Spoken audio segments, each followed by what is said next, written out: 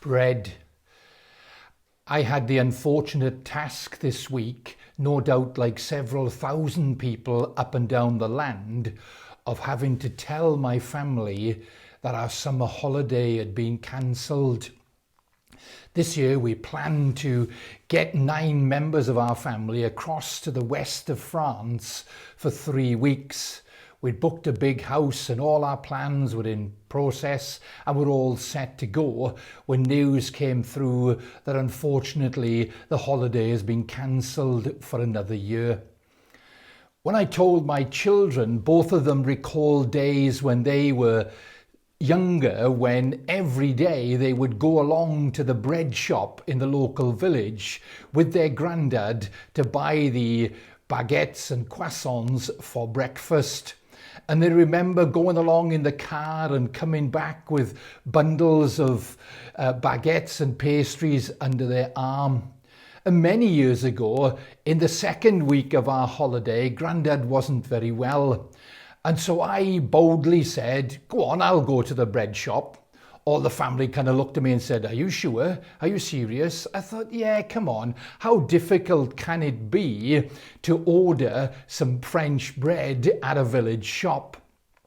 Little did I realise that even though my wife is a teacher of French at a local secondary school, I know a few French people. Some of them are really nice. In fact, my stepmother is French.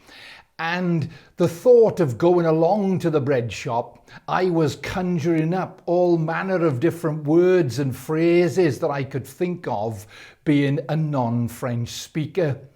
And I drove along into the village, and as I went, I was rehearsing exactly what I was going to say when I got to the bread shop.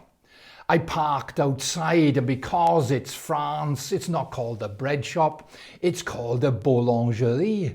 And I sat in the car outside and I waited for the shop to be empty. And then once it was empty, I seized the moment and went into the shop. Bonjour, bonjour, ça va? I thought, that's it, now we're away, we're up and running. And I looked at the lady behind the counter and I said, 2 baguettes, s'il vous plaît. And she put 2 baguettes on the counter, ticked another box so that, yes, it's going well. 3 croissants, s'il vous plaît. She put 3 croissants on the counter.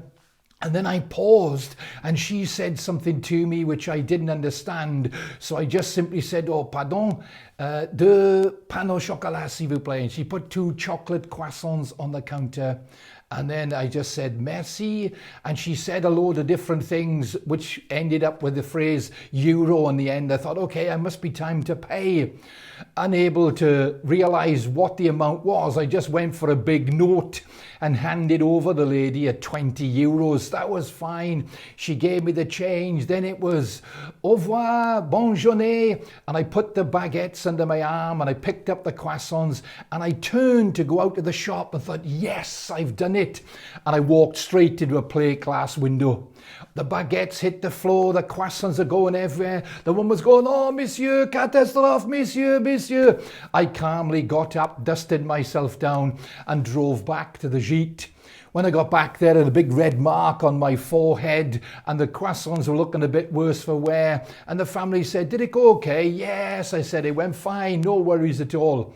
That was my experience of bread in France. But what it did for me was I recalled an experience in the New Testament Gospel of John, chapter 6. Jesus is at a Jewish festival, and partway through the festival, he's in a conversation with the crowd and those who are looking on, and he announces, I am the bread of life.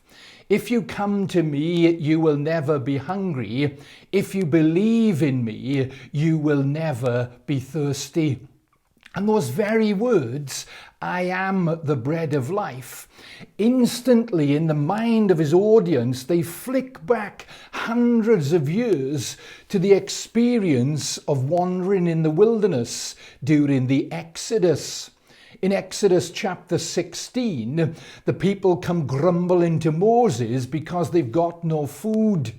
And Moses in turn goes to ask God, and God says he will provide food for them, which is the manna in the wilderness. And they had to go out every day and collect the manna, and on the sixth day collect twice as much to take them through the Sabbath. They are not allowed to collect any more than they need. And so every day they go out and they collect the bread, which is the manna sent from God. And the people in Jesus' day say, hang about, Moses was the one who gave us this bread. How on earth can you claim to be the bread of life? And Jesus responds by saying to them, the bread was provided by God, and believing in me will grant you that sustenance, will grant you that daily provision. In fact, in the Lord's Prayer we say, give us this day our daily bread. We don't need more, we just need sufficient for that day. Bread, the staple diet of people all over the world, no matter what country you visit, comes as a daily experience, a daily sustenance, something that we need, like an experience of coming to God every day to pray or to just open ourselves up to God, to share with God. Give us this day our daily bread. I've been back to France several times since that experience many years ago, and now have improved my French, even though quite a lot of people across France speak to you first in English. They can tell instinctively just by looking at you that you are a tourist. And as much as you practice the language, they speak to you in your own language. I am the bread of life, says Jesus. If you come to me, you will never be hungry. If you believe in me, you will never be thirsty. Bread.